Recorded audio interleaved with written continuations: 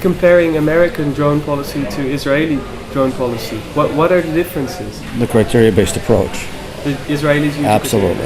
And that the Israeli drone policy was subject to two different Supreme Court decisions by the Israeli Supreme Court, in which it very narrowly crafted when it can be undertaken and who's legitimate target and how is imminence to be defined. That's a discussion that has not been had in the United States. And so in this respect, do you think that America can learn lessons from Israel? In terms of a criteria-based approach, yes. And a narrow application of, going back to your initial question, a narrow application of self-defense. And do you feel that since Israel has launched this policy or has started to make it more subject to critical discussions of imminence and so on, that civilian casualties have decreased?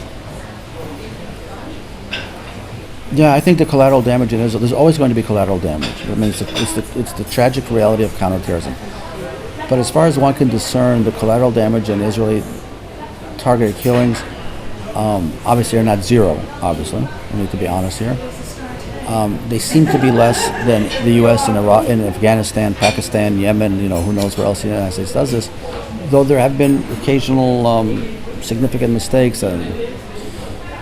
I think it's about 10 years ago that there was a targeted killing in Gaza, which, from my perspective, went awry horribly. I don't remember the numbers. Either 13 people or 16 people who were innocent victims who were killed. That's a tragic mistake.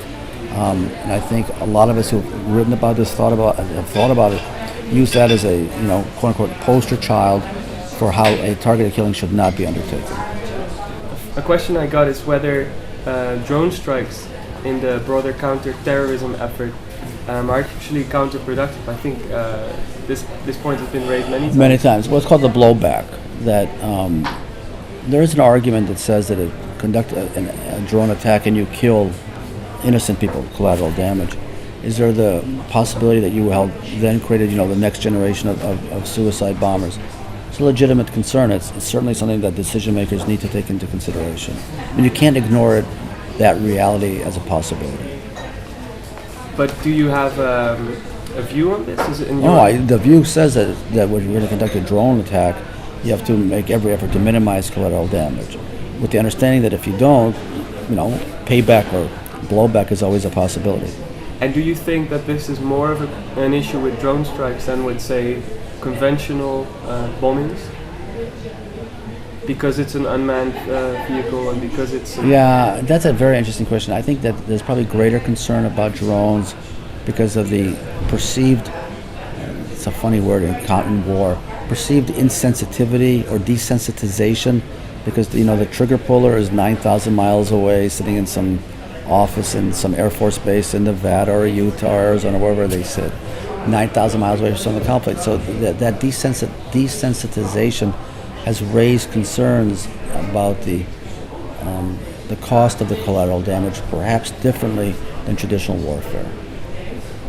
You also read a piece titled "Whether Counter-terrorism and Human Rights Are Strange Bedfellows." Right, exactly right. Yeah. So isn't there always a trade-off? There's a tension. I don't know if there's a trade-off. There's a tension, and the question is, how does the nation-state balance? Right? On the one hand, the nation-state has the obligation to protect you from the bad guys. On the other hand, the nation-state has an obligation to the bad guys not to unnecessarily violate their rights. And it is, strange bedfellows are some kind of a balancing requirement that imposes on the nation-state enormous difficulties, not only operationally, but in terms also legally and morally. Does that lead to strange bedfellows? It leads to complications, absolutely. Drones as counter-terrorism is not enough.